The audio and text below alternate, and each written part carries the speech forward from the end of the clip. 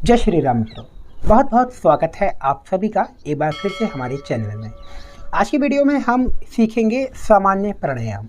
विशेष रूप से जब भी आप किसी प्राणायाम को सीखें या किसी प्राणायाम की शुरुआत करें तो उससे पहले सामान्य प्राणायाम करना आवश्यक होता है, जिससे हमारे जो फेफड़े हैं उनको बल मिले, शक्ति मिले, अर्थात जो हमारे फेफड़े हैं, लंग्स हैं, वो अधिक मात्रा में प्राणवायु को धारण करना सीखें। तो इसलिए पहले सामान्य प्राणायाम का अभ्यास जरूर करें और उसके बाद ही आप किसी और प्राणायाम का अभ्यास करें। तो कुछ समय कम से कम 2 से 3 मिनट और अधिकतम 10 मिनट आप सामान्य प्राणायाम को कर सकते हैं। प्राणायाम का अर्थ ही होता है कि प्राणों का व्यायाम। जिस प्रकार हम आसनों के माध्यम से शरीर के व्यायाम को करते हैं, उसी प्रकार से जो प्राणायाम है इससे हमारे प्राणों का व्यायाम होता है, हमारे फेफड़ों का व्यायाम होता है। तो चलिए सीखते हैं कि सामान्य प्राणायाम का अभ्यास कैसे करें। किसी भी प्राणायाम को आप सुबह के समय करें और शौच आदि से निवृत्त होकर फ्रेश होकर ही प्राणायाम का अभ्यास करें। किसी भी सुविधाजनक आसन में आप बैठ जाएं, सुखासन, अर्ध पद्मासन या पद्मासन।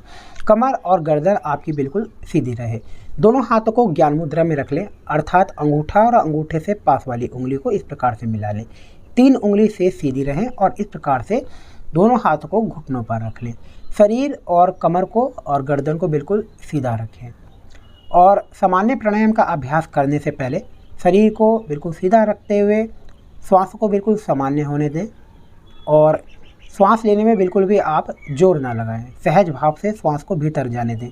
जिस प्रकार से भीतर जा रही है, श्वास को भीतर जाते हुए अपने अंतर मन से देखें और धीरे धीरे श्वास को बाहर आते हुए देखें। आंखें आपकी बंद रहेंगी। इस प्रकार से कुछ समय अपने मन को बिल्कुल शांत स्थिर करें, श्वासों को सामान्य होने दें।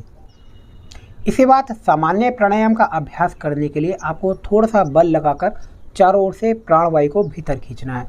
जो चारों ओर सुबह के समय शीतल प्राणवायु होती है उसको धीरे धीरे हल्का सा बल लगाकर भीतर खींचें और धीरे धीरे पूरे अपने जो फेफड़े हैं उनको भर लें।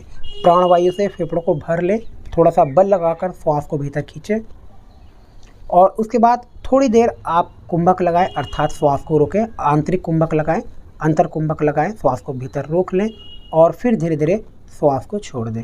कुंभक को आपको बहुत ज़्यादा देर नहीं लगाना है, थोड़ी देर आपको कुंभक को लगाना है, अर्थात थोड़ी देर श्वास को आपको भीतर रोकना है और उसके बाद धीरे धीरे ही आपको श्वास को छोड़ना है।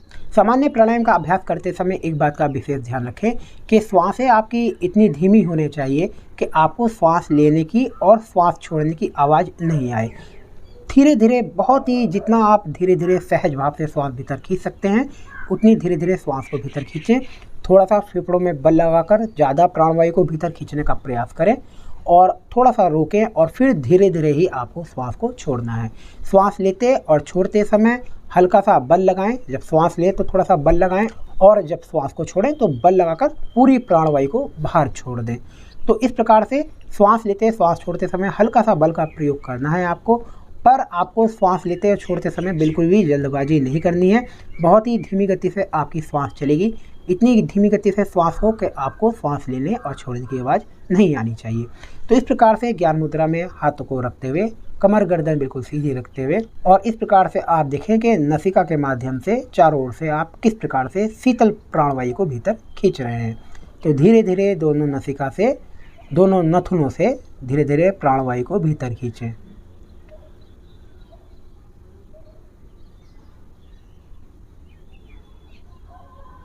पूरी प्राणवायु को भीतर भर लें और जब पूरा आपका श्वास जितना आप भर सकते हैं अधिक से अधिक उतना भर लें तो थोड़ी देर कुंभक लगाएं, अर्थात श्वास को रोक लें भीतर और उसके बाद अपनी क्षमता के अनुसार श्वास को रोकने के बाद धीरे धीरे ही श्वास को छोड़ें।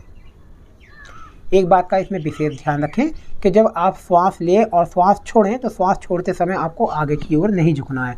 आपका शरीर जो है बिल्कुल सीधा रहे, शरीर की स्थिति बिल्कुल सीधी बनी रहे।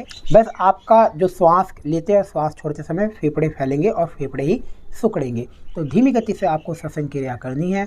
चारों ओर से शीतल प्राणवायु को भीतर जाते हुए अंतर मन से देखना है कि किस प्रकार से हम चारों ओर से शीतल प्राणवायु को भीतर खींच रहे हैं। पूरे फेफड़ों में भर लेना है, धीरे धीरे थोड़ी देर रोकना है और उसके बाद धीरे धीरे ही श्वास को छोड़ देना है।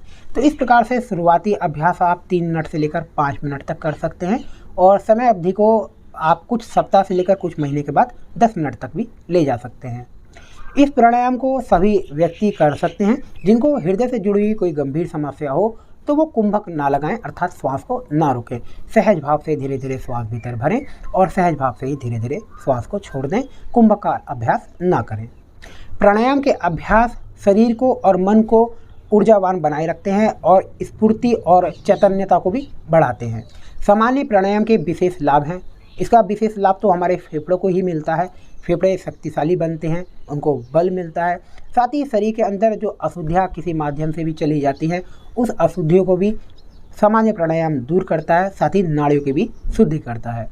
इस प्रकार से सामान्य प्राणायाम भयंकर बीमारियों से भी आपको दूर रखता है, चाहे वो फेफड़ों से जुड़ी हुई समस्या हो, हृदय से जुड़ी हुई समस्या हो, पेट से या घुटनों से दर्द से जुड़ी समस्या हो। इन सभी समस्याओं में सामान्य प्राणायाम विशेष लाभकारी है।